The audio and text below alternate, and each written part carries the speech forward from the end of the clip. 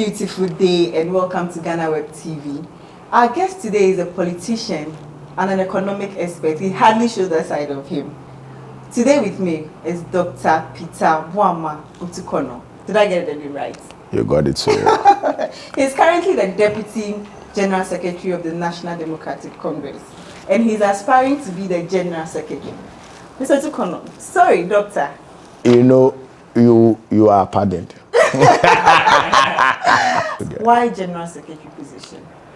Well, you know, the party has gotten to a point where they need certain kind of leader. You know, as the saying goes, circumstances produces their kind of leaders. The situation as it stands now, the need for political power and the rescue of this country from the incompetent and clueless hands of Akufo-Addo demands that the NDC gets certain kind of results-driven leadership. And that kind of results-driven leadership, I believe, is what I possess. The people are clamoring for this leadership and clamoring for my leadership in particular in the NDC because they believe that Dr. Peter Wo Ho presents leadership of courage, fearlessness, boldness, leadership that, you know, achieves results, leadership that understands the rudiments of winning elections, leadership that understands the rudiments of managing a political party, a leadership that is accessible, a leadership that shares the aspiration and the ideals and values of the people. And you see them call me a grassroots man, the people's general. It's all because I know their worries, I know their sentiments, I know their difficulties, I share it with them, and I'm with them on the ground. And because of the connectivity that lies between us, that makes it easy for them to push for my kind of leadership. And you see, the thing about general secretaryship also is that you want to win political power, you will need to first of all consolidate your party. You will need to excite the base of the party. You will need to get the grassroots well mobilized for that movement. Then whilst you have done that, as an efficient general secretary, you will need to also look at how you are able to pair your stature, your knowledge and abilities, attract various sections of society. So you will need to cut across. And as you are already aware, I cut across the middle class, the academia. I'm a young person. I attract the youth who are going to be the mainstay and the main deciders of the 2024 elections. I believe that, this is, you know, a divine timing, a divine establishment that I take this position at this time, particularly when I appear to be the one with the most experience in that office and understand the nuances of that office, particularly having studied under General Mosquito and having worked with him directly and gotten impacted by him. And coupled with my other experiences that I've had in the past before I even became a Deputy General Secretary. What are you doing different from being a Deputy to a General Secretary? Well, the difference is in the name of the position. When you are a Deputy General Secretary, you're a Deputy General Secretary. According to our constitution, you are to assist the General Secretary. And when they say assistance, it means that you have to assist. You must offer assistance. You should be there to do things on behalf of the General Secretary. But when you are the General Secretary, you are in charge. You lead the battle. Does it mean you didn't play a major role as Deputy Secretary? On the contrary, I did a lot as a Deputy General Secretary. For some reason and by some divine grace, I think that General gave me a huge opportunity to serve, unlimited opportunity, to serve the party in so many respects that ordinarily you wouldn't have a Deputy General Secretary do. And that opportunity also afforded me, you know, another opportunity of learning and building my capacity for the office. Before that, I was Deputy Director of Research. And before that, I was a member of the Elections Directorate. My work is there for everybody to see. You realize that the NDC has embarked on a huge revolutionary a program, in our party management. We have developed a comprehensive MIS system that is managing our party. We've introduced a new financial management system that has all our payments going electronic and all that. You've seen that our processes for nominations and all that have changed. The kind of chaos that visited our processes in the past. It's not, there now. And all through, most importantly, my ingenuity and, the opportunity that was offered by my boss to lead those things and get those things done. So, that has become a springboard for a bigger vision of growing a party that is robust and formidable. You have a very big legacy, and your work as a deputy secretary can be seen, especially with the school. But is this what you think puts you ahead of your contenders? That's Fifi Kwete and LPC Free App? If legacy means anything, if efficiency means anything, if results means anything, then that is what puts me above them. Because I've shown that I can do a great job as a general secretary. And I have said, for example, certainly. I have said, for example, that if anybody goes to school to learn journalism like you have done, you become a journalist.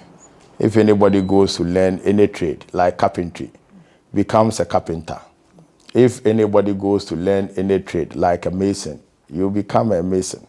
You understand? And if you go through apprenticeship to learn general secretary, what do you become?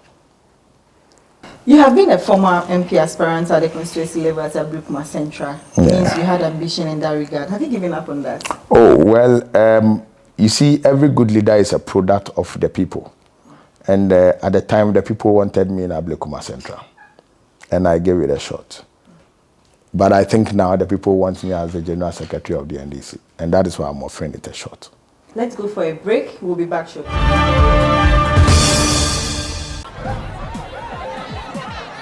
Powers and principalities. There's so much fire inside me.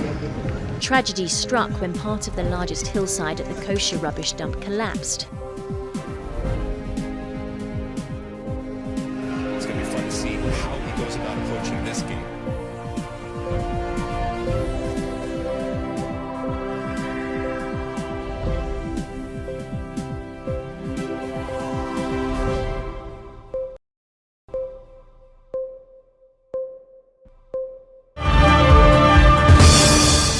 Welcome back from the short break. We've been speaking to Dr. Peter Otokunor, who is aspiring to be the General Secretary of the National Democratic Congress. Many believe you have a doctorate in agricultural economics, and with your expertise, we expect that you want to go into other sections, especially when we are facing economic crisis. Your expertise will be needed. Why don't you wait for some appointments rather than contest the General Secretary elections? And that is where people get it completely wrong, because every government is a product of the party. And whatever government program there is, when the party is in government, is a product of the party's work. We produce the manifesto documents. Governments do not produce the manifesto document. You need a General Secretary who understands policy in detail to lead the preparation of a manifesto. In actual fact, manifestos are prepared under the hand of the General Secretary. So if you don't have a General Secretary who really understands policy, whatever you put out there will not be responsive to the needs of the people. Bear in mind that the party runs on an ideology. We are social democrats, and the understanding of social democracy and what it means and its reflection in our policies and programs is very key to the survival of both the party and the government. And that is exactly what I do.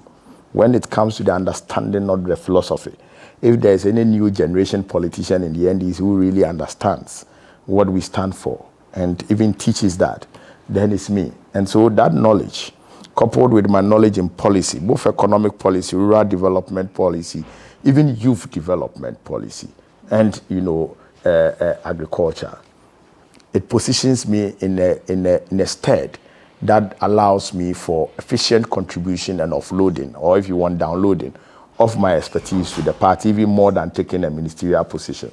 Because taking a ministerial position restricts you in knowledge. But if you look at Dr. Peter Otokunor, I'm a versatile person. I cut across various sectors. And that is one gift that God gave me. God made me a multitasker, so I'm able to do a lot of things at the same time and still get very efficient at all of them. If you look at the manifesto we prepared in 2016, for example, and you look at the manifesto we did in 2020, and you see how it was touted as one of the best manifestos ever done. And those manifestos also had my significant, contribution. That tells you that I am better off becoming a general secretary, and Ghana will benefit more from me as a general secretary than even a minister of any ministry. Many see you to be the youngest secretary too, or youngest aspiring general secretary. I think it's yourself for a very long time. We had even in the other party where we had Sir John, the late Sir John. Don't you feel it's a big tax for you? With many who say, even though you've chaired in many boards and you've made certain decisions for the party, don't you think you are young? The history of leadership is a history for young people. Great leaders who have made history from the days of Adam have been young people. I mean, one of the greatest leaders ever lived on earth is Jesus Christ. In fact, he led this world as a young person. In this party, the party was actually formed and led by a 33-year-old who led a revolution in 1981 and became a head of state.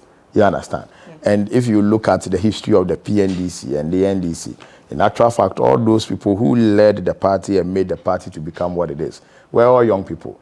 You had the PV Obins, the Totobi Kwachis, the Nana Tudas, who were 23, 24, 25, 26 years old, who coupled with the leader himself, Sly Letton and Rollins, who was around 33 years old. And if you look at all these young people, they made great strides. The legacy, Ghana, the Ghana legacy as it stands now, cannot be mentioned without Rollins. In actual fact, Rollins has become the founder of modern Ghana, after the independence. So you cannot overemphasize the role of the young people. And most importantly, let me emphasize that the wisdom of Solomon has nothing to do with the age of Methuselah. You understand? You don't need to be old before you become efficient in leadership. But it's because of how huge the general is Ghana huge than France? Your Facebook that you are on, the internet that you are on, the website that you are on, they were all generated by young people. I think that young people must be allowed to grow. Because look at President Akufo-Addo. He is almost 78 or something. You have seen the bizarre performance, the disgraceful performance he and his Baumia has offered to this country. So age is just a number. It does not signify competence. You understand? Competence is irrespective of age, as it stands now. The NDC even need a youthful general secretary more than ever. I mean, yes, difference you are bringing on board? Yes, a lot of difference, because you see, 2024 elections will be determined by the young people of this country. You need somebody who shares their aspirations, their views, and their values to lead them. And you see, young people would also always want their own to lead them, because their own understands them. And so that is most certainly the reason why the NDC must get a young general secretary now. But why? Even our friends who are not even responsive to the young people, they have selected a 38-year-old general secretary. How much will the NDC? And look at the credentials and the experiences and the track record of who has become the general secretary of the NPP, and compare that to me and see whether he comes anywhere near me. He's completely dwarfed. You understand? So this is a time for the young people. You are aspiring for a position where they have the current general secretary has said that you are hardly even paid. He lives by allowances, and even the allowances, it is asset when it comes. Guess what? I've been doing that for the past 8 years without pay. It is sacrifice, commitment, and dedication that yields the results. And that is exactly what I've been doing for the past 8 years. And I think I can do it some more. Life is not all about getting paid. As a professional in my various fields, I do a lot of things that provides, financial support. Yeah. You understand? Right. To myself and my family. I'm a farmer. I've been farming for a very long time. I do a lot of consultancies, both business consultancy and agriculture consultancy and so on and so forth. So all those things, I have businesses running on the side, and I've solely lived on these things for a very long time, from the time we were in power, when I resigned from government position. So when you are a politician and you would want to live your life on salary or some allowances, then you should be looked at, because you may end up being somewhat corrupt. There are rumors an attempt to get you to step back and rally your support. Oh, no, it's not true. Should there be an instance like that? Doc, will you step back? Why should anybody? I've picked nomination. Oh, we see people even on no, the you are D-Day. Behind time. I am the next general secretary of the NDC anymore. Don't worry yourself. On the D-Day, you may have a change of mind. What if there's a better offer? What is the offer? To give you a bigger position. What is the offer? Why they are going to get the NPP to come and bribe me to step down? No, I've not mentioned bribe. I'm saying you are in a party and the NPP cannot bribe me with all the money in the world. So they say, "Oh, Doc, please step aside. Where your for who? For Elvis or Fifi? I don't know with anyone, but where your support on it." So you didn't also hear rumors that they said they should step aside and not contest because they shouldn't contest against you. I am contesting the General Secretary of the NDC, and not only contesting the General Secretary of the NDC, I'm the next General Secretary of the NDC. And mark it somewhere. We'll come back to this. You spoke about buying K for 5 cities. There are complaint times, hard times in recent time. How are you funding your campaign? I know you just said you're a farmer. I'm using my Ghana card, frankly. And what has the Ghana card done for you? I told you that I'm using Ghana card. You don't believe? You don't believe? I don't believe.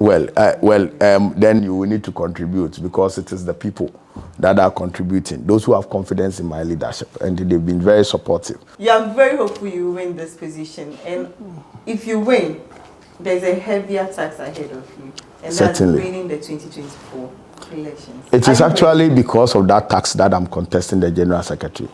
And that is why there is a need for me to win this election by all means. Because you see, the fortunes of the party, I believe, cannot be gambled with. And the 2024 elections serves two purposes, and it must meet two demands. The people of Ghana cannot afford a minute of an MPP government, and the NDC cannot survive a minute of another MPP government. And these two pressing responsibilities and pressing needs is what is driving me to contest the General Secretary.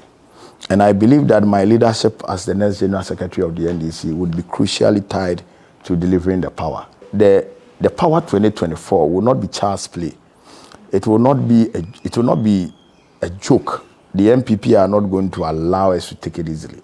It is going to be the last kick of a dying horse. And you know what the last kicks of a dying horse means. The NPP will do anything to hold on to power. Now, that will mean that you will need somebody who is courageous, who is bold and fearless, somebody who is ready to sacrifice it all, somebody who wants to leave a legacy, somebody who is very hungry for power to lead the party. And that is Dr. Peter Otokunor for you. What's the party's message for 2024? We all hear they said it's going to be bloody, it's going to be this, it's going to be... NDC says they are winning, NPP says yes, we are breaking the 8. What's NDC's message? I say it's going to be a liberation battle. Because, you see, the people of this country are going through some form of slavery. We are going through another form of colonization from our very own, under President Akufo-Addo.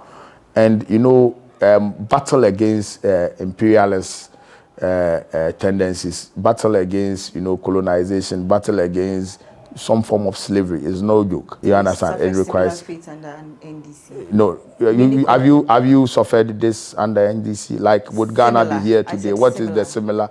You have had your currency depreciate over 15% in 3 days. Have you ever seen one before? From 11 to 12 in 1 week, from 11 to 12 to 13 to 14 to 15, 5 days every day. You go to bed and wake up with a new, you know, horizon on your currency depreciation. You have seen some before. Have you seen the kind of deterioration to the extent that we can't even go to the international market to borrow $1? Have you seen some before? It has never happened. The economy is actually out of control. Nothing is functioning. Nothing, absolutely nothing is functioning. And the way we are going, if we are not careful, later this month, next month, we may not be able to pay salaries. Look, the government is not producing. They are not doing anything. And they are just living luxury. They are living a lie. They've lost touch with reality. The president is saying we are lucky to have him. And he's telling the people that if you want to go and vote NDC, he doesn't care. That is the level of hopelessness that we have reached. The president himself has reached the crescendo of hopelessness. And the people would be what? You know, they have a saying about the snake, that the snake is just a snake because of the head. When you cut it off, the rest is rope. And that is what is happening. The leadership has deteriorated beyond repairs, and it will require all of us to come together. If we don't take, what is the global issue? Ukraine, the factor Russia in this war, deterioration. COVID-19, we have, it's everywhere. Dollar to pound is also depreciating, everything. And they've made reference to the fact that yes, they are going to IMF, things will get better. But it is not an event that changes. You think IMF gets things better? The reason why it is not COVID-19 and Ukraine-Russia war is that before COVID-19 came in, the economy has started slumping. The economy was deteriorating. Actually, COVID-19 saved this economy. We have never had a savior like COVID-19 in the past 60 years of Ghana's history. You know why? We have never had a period, a short period, within which we have had free money of about $6 billion ever in the history of this country. It is COVID-19 that brought that. In actual fact, before COVID-19 came in, this economy was suffering and was struggling with balance of payments. This economy was struggling with, you know, our debt to GDP ratio. Thus, sustainability was a problem. In fact, as of 2019, before COVID-19, our debt portfolio had shot over 200 billion before COVID-19 came in. You understand? COVID-19 brought free money. In fact, since the days of FIPIC, where we had debt forgiveness, we have not had that quantum of money entering one single economy within a period of 1 year. 6 billion.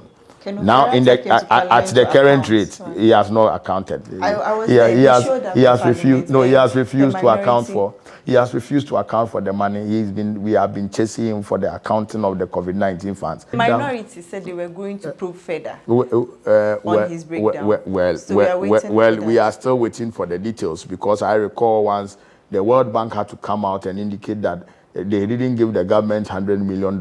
They had given in excess of about $563 million, and so on and so forth. But having said that, it is important to underscore the point that the kind of deterioration that we are going through is self-inflicted because of the plummeting of our resources by the government. And make no mistake, Ukraine, Russia cannot be the reason why we are struggling, because we are not using Russian currency. We are not using Ukraine currency. In actual fact, our trade currency in Ghana is the dollar, the US dollar. Is US at war? Has Russia invaded the US? No. Now, let's look at our import basket. You see, we import a lot of consumables. Most of the consumables that we consume in Ghana, we import them. None of the consumables come from Ukraine and Russia. But we import those consumables from China, from US, from Europe, and South America, and those things. And those people are not at war. Are we the only country that, you know, picks imports from Ukraine and Russia? Go and check the German economy. German picks their gas, their natural gas, from Russia. France picks natural gas from Russia. Most part of Europe picks natural gas from Russia. Natural gas is what drives their economy, because they need to provide heat, they need to provide energy, and it is natural gas that provides it. Russia and Ukraine is at war. Yet those countries are surviving. Those countries have not been downgraded. Those countries have not had the worst currency slump ever in their history, like we are having in Ghana. The factor that they are not mentioning to you, which you know, but maybe you may not also want to mention, is the management factor, the Akufo-Addo factor, the Oforiatta factor, the Bawumia factor. That is what is missing. They have not managed the economy well. That we should expect the worst. It gets worse before it gets better. So we are facing the worst time. It will Jesus get better. Christ. He said it. At what time? He said it at his So last 2017, letter, 2016, he didn't know that it gets worse before it gets better. When he came to power, he didn't know that there was some 2016 and when it gets worse, it gets better. In 2016, when the IMF were projecting that Ghana will have the fastest growing economy in 2017, they were still slumping us. He was telling us that if the fundamentals are weak, the exchange rate will expose you. Well, on hindsight, I think it's a statement of fact. And if the fundamentals are weak, the exchange rate will expose you, like he has been exposed. You understand? Right. So I believe that those excuses is like a broken record. How would your party have done this? And that shouldn't be entertained. I think that the people of this country should be angry enough. I think we are not angry enough with this government. I'm not inciting anybody, but I think that we are not angry enough. Because you see, the level of hopelessness and insensitivity and unresponsiveness of the government is mind-boggling. And you see, they do not see what is wrong. And look at what is happening to the economy. Look at what is happening to prices. For God's sake, prices of goods and services is 37.2%. And guess what? This is actually the creative one. The actual one is there. The actual one will hit about 60%. How would your party have done things any differently if you are in power? Well, we have done it before. You have seen how we did it differently. We see governance is a serious business, and it requires serious minds. It requires a visionary leader. So you say everybody. Governance is not firefighting. Governance is thinking and anticipating the problems before they happen. And that is why President Mahama, when he was in government, was looking at how we would solve our currency problems even before it starts. Our agriculture revitalization program, which got us to start the broiler revitalization program, reduce the broiler importation or chicken importation by almost 60%, rice importation by 50%, and all those things was a way of domesticating our resources and reducing the pressure we put on our foreign exchange. Guess what? We had one of the worst crises under President Mahama, when there was total commodity price slump, where we were getting gold prices at the lowest in the history of the world, cocoa prices lowest, cashew prices, oil prices the lowest. And guess what? We were relying on our production. Those times production was very high in cocoa, producing over 1 million tons of cocoa, producing oil. We were producing gold at large quantities. Yet we were not getting the foreign exchange. You understand? Right. Now, on the flip side, fast forward, for the past 6 years, the commodity prices are doing exceedingly well. I mean, the commodity prices are top of range now, but you are producing little cocoa. All the cocoa farms have been turned to galamsey sites. The cashew galamsey sites, even the galamsey sites and the gold that they are mining, you don't have control. So because of the way you are doing things, they are smuggling the gold to neighboring countries, and the neighboring countries are benefiting. So you are not taking advantage of the price, increases on the international market, and the economy is suffering. What is getting the currency to slump like this in this short time, and it has gone out of control, is that we have depleted our international reserves. Now our international reserves will not even reach 1 day. And so you see, this government is trying every means to get some money in, and it's not working. And guess what? IMF is not going to save Ghana. You know the reason why IMF is not going to save Ghana? You are looking for a $3 billion, facility from IMF. Yes. IMF will not carry $3 billion into your government. They will give it in phases. Yes, they would. They may give you a 3 years program, yes, or a 5 years program, yes, and $1 million in a year.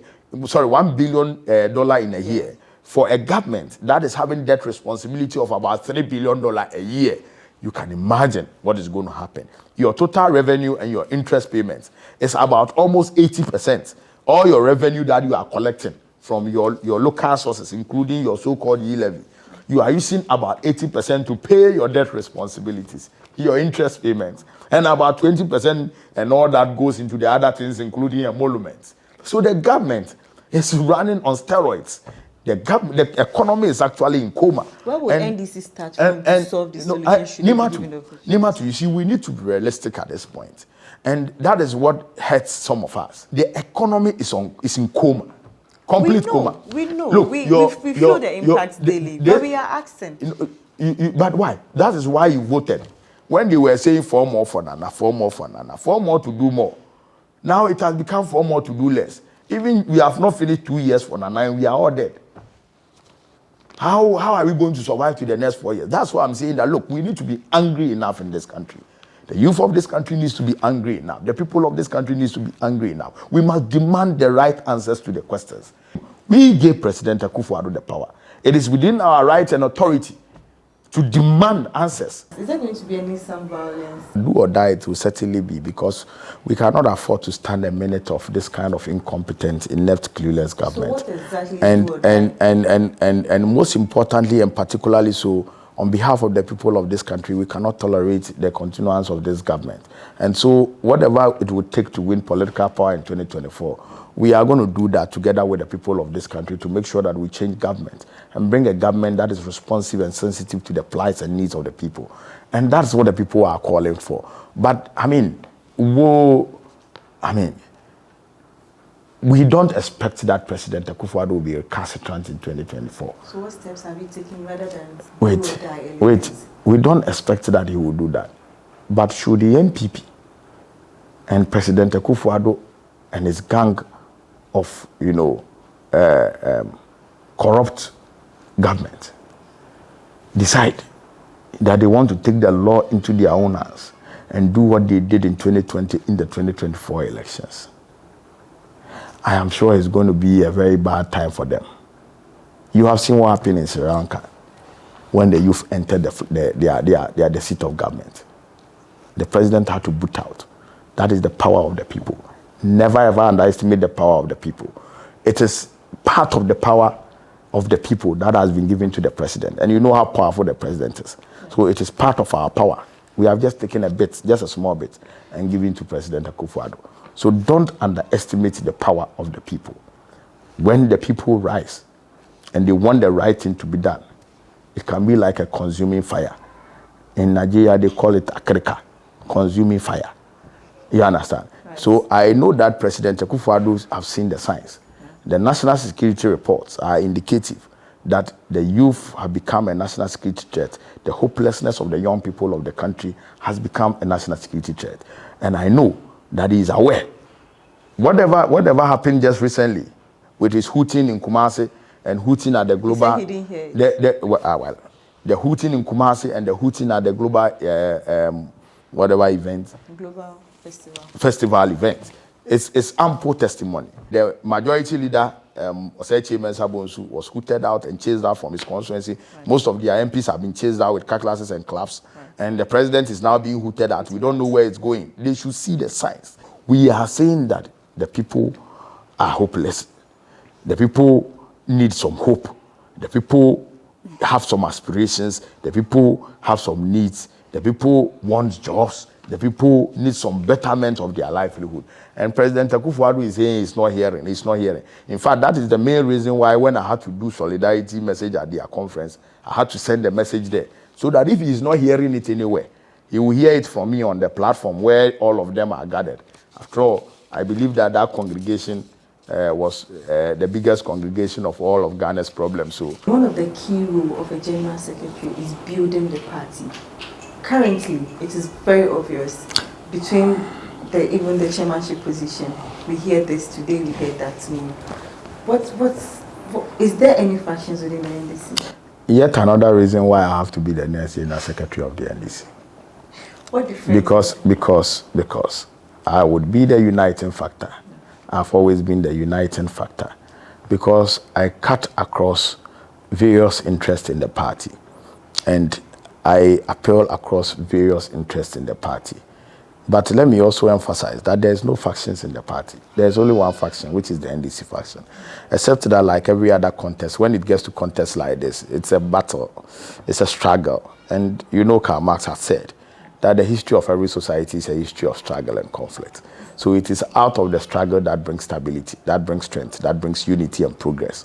So if the party is a party for stability, unity and progress, then such contests shouldn't divide us. And you see, we get out even more stronger from such contests. And if you know the history of the NDC very well, every time that we have gone for major turbulent times where we have had, offshoots coming out of the party, people breaking away to form their parties. And even that is the time that we win political power. You understand?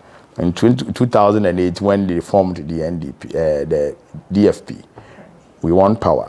In 2012, when the NDP came, we won power. Most importantly, Dr. Peter Boamo Otokunor is the uniting force, that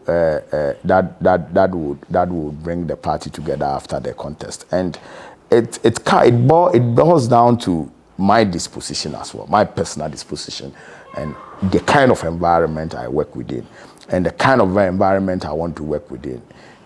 You will need to engender that sense of unity and peace around you, such that, when you go to contests, whichever faction that comes out of it or whichever interest that plays in the elections, you are able to find a way to bring them together. Because winning political power or election victory is also a function of how united the party is. Did you get blessing from Asidi Nkitia to contest the general secretary position, despite the fact that you worked with him? Well, I mean, I have the full unalloyed blessing from General Mosquito to contest, and not only him, almost everybody that matters in the party. What's your relationship with John Mahama? Exceedingly positive. Exceedingly positive. He's not only my boss and a mentor, but it's like a father to me. So my relationship, in fact, my relationship with almost everybody in the party is very cordial, exceedingly cordial. I don't know whoever in the party will say that I have a problem, from the top to the last person in the party. And most importantly, even the grassroots of the party. They are my people, you understand? Because I am with them. I share their pain, I share their difficulties, I know their desires, I know their aspirations, and most importantly, I know what they want from leadership of the party. And that is why I am the best person to represent them as their next general secretary. If things don't go well, what happens to Dr. Otokunor? Things will go well. Dr. Otokunor is the next general secretary of the NDC. Will you be open-minded in your... You see, there is no way the outcome would be different. But it's also a contest. You don't underestimate your opponent. I have in no way underestimated my opponent. I know I'm the best among them. But they have more experience than you. No, they don't have any more experience than me, apart from the number of years that they have acquired on earth. You understand? So I am very optimistic that I'm going to work with all of them. And I would work very well with all of them, because we have had very good working relationship already, and I think we can build on that when I become the General Secretary after December. I am looking forward to having a great working period that would achieve the ultimate objective of winning the 2024 elections with all of them. And I believe that this contest would not generate any kind of rancor for all the positions. The issues about factions and all those things will neither be here nor there after the elections. We'll come back united. As I said, leadership is the factor, is the cause. Everything else is effect. When you offer the right kind of leadership, you would be able to, engender unity after the contest. We wish you all the best in your endeavor, and we hope that December, God will speak for you. Don't worry, God has spoken already. It is written. It's a divine establishment, and nobody can change it. Thanks for having us on our show. Thanks for having me to Nima too. Did you carry your Ghana card? I always have my Ghana card. Oh, okay. We've been speaking to Dr. Peter Boamo Otokunor, the aspiring General Secretary of the NDC. Thanks for joining us. I am Nima to Yakubu Atoyese.